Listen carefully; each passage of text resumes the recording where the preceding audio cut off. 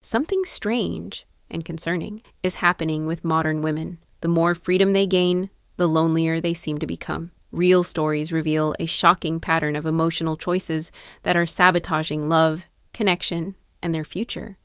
One of the hardest things about dating and being single is that you're constantly going through a cycle of someone not choosing you.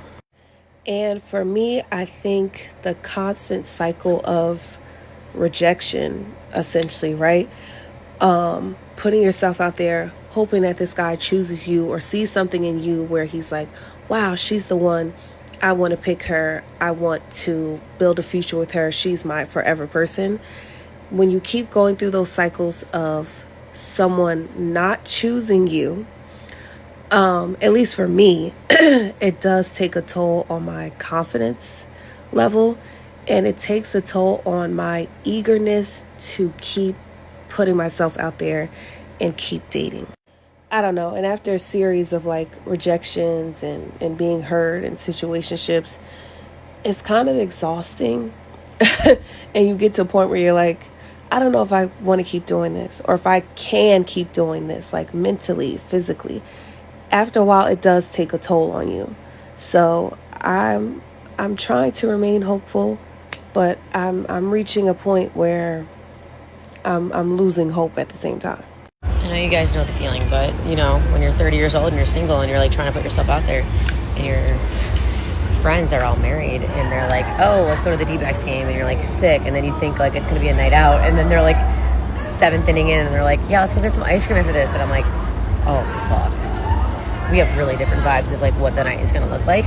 So then you're like scouring for friends that are potentially out in the same area that you are so that you're at least trying to meet new people, because God knows that when you're with your married friends, you don't really meet a lot of new people.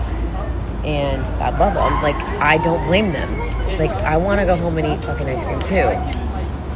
But I texted a friend and I was like, you're out, right? And they're like, yeah. And I'm like, can I meet you? And they're like, yeah. And I'm like, all right, I'll be waiting. Like, I'm a pathetic fucking loser, but here I am, putting my best foot forward, trying to just like do things as a single woman and not like go home and like cry myself to sleep. So we all know the feeling, right?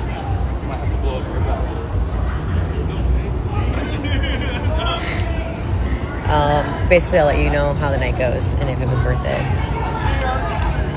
I don't know if it's going to be worth it, but we're trying. We're trying. This one shows time catching up. While her friends are building families, she's still in the let's see what happens phase, trying to meet someone through nightlife. Then reality hits. Different lifestyles, different priorities. It's not that she's a loser, but she clearly delayed important decisions. Now she feels the pressure, the loneliness, and the disconnection. The problem is, serious relationships rarely come from the environment she still insists on being in. Hi, my name is Rachel and I live in Seattle, Washington. Oh my gosh, I gotta sit differently. I live alone. This is like a very new thing. Frank. I live alone with my cat. And I'm just wondering, as an adult, how are we making friends in Seattle, Washington? Like, meeting new people, like, how are we doing that? Are you joking? You're so cute. Okay, now we're doing the video down here. So, I am a 30-year-old single woman, but I am looking to just, like, find new people, find new fun things to do, but also I would consider myself like a extroverted introvert, you know what I mean? Anyways, if you have any tips for me on how to make friends, I would so appreciate it. Today, I'm really struggling with being single. I've just been crying. I'm not about to come on here and cry again though, because I keep on crying on TikTok and it's really embarrassing, but I'm just really struggling being single today. Like, I just don't want to be single. I just want to be in a relationship, and it's actually really fucked up. Like, when I actually deep it, that I feel like I need to be in a relationship in order to be happy. Like, that is actually how I feel at the moment. Like, I don't feel like I'm myself unless I'm in a relationship. Can anybody else relate to that? I'm just like, I just want a relationship. Like, I'm like, I don't care who it is, I just want a relationship. And that is so fucked up. Like, I feel like you should get into a relationship with somebody because, like, you love them and you're like, yeah, I want to be in a relationship, not because you just want to be in a relationship. So let me know if you struggle with this. I don't know what happened to me in my childhood or what has happened to me in my life in order to make me like this, but Today I'm just struggling. It's like 2 days after Valentine's Day and I just feel weird. I'm like over it. I'm like, okay, move on to the next now. But I'm really trying to not do that. Like, I'm not on dating apps or anything, but I want to be on dating apps. Not trying to come in here and be negative. I'm just trying to keep it real. But yeah, love you guys and thank you so much for all your support. And I'll see you later. Bye. This is the most concerning one. She openly admits she wants a relationship at any cost, just to fill an emotional void. That's a recipe for disaster. When a woman believes she can only be happy with someone, she'll accept anything, any man, any situation. And that only makes things worse.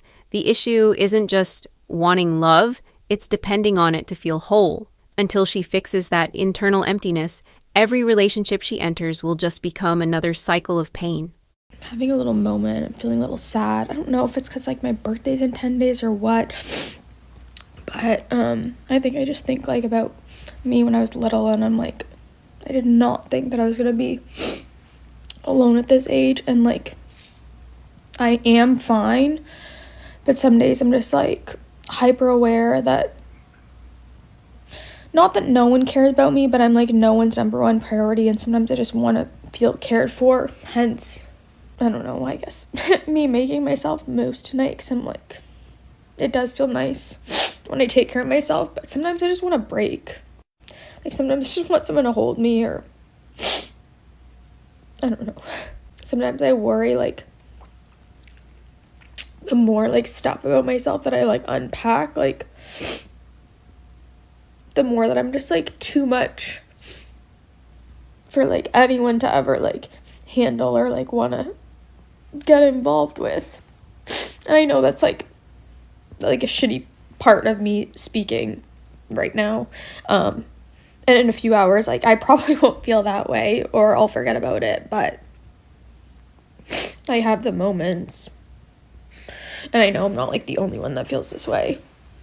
And the thing is, I'm never going to get in a relationship just for the sake of getting in a relationship, because the, like, aspect that I'm, like, craving is, like, the, like, intimacy and safety, and I, like, don't feel safe or intimate, like, with most people. I don't even like being touched by most people. So, yeah, except for you, Baloo. So it makes it tricky, because it's not even, like, an easy solution, or that, like, what I want is, like, easily accessible. But then I have to sit with, like, maybe it's not there. I just want a little break. I just want someone to hold the weight for just a second, and then I'll take it back. And then I'll be fine. But if I post this, I am fine. I'm just having a moment like we all do, and I'm not too cool to admit it. Look, you can feel her pain, but you can also clearly see the problem. She wants intimacy, care, someone to carry the weight, but at the same time, she admits she's not comfortable with almost anyone, doesn't like being touched, and stays emotionally closed off. It becomes impossible for anyone to get close. It's not that men don't exist. She's the one creating the barriers. She wants deep connection without allowing real closeness. At the end of the day, this loneliness isn't bad luck. It's the result of unresolved emotional patterns. I posted a video that asked a question: why are guys that I'm interested in not interested in me, and guys that are interested in me, I'm not interested in them? And I asked this because I was very frustrated in that moment, because I am still, like, getting over a guy that I was seeing in the fall that hurt me really bad. It was going so well, and then he blindsided me, like, totally blindsided me, and that hurts, and it still stings really bad today. But then I also have a very good guy friend here in Arizona that he would drop everything for me. And I appreciate that, and I love our friendship, but he has flat out said that he just wishes that I saw him as more of a friend, because he thinks we'd be perfect together and get married and live this life.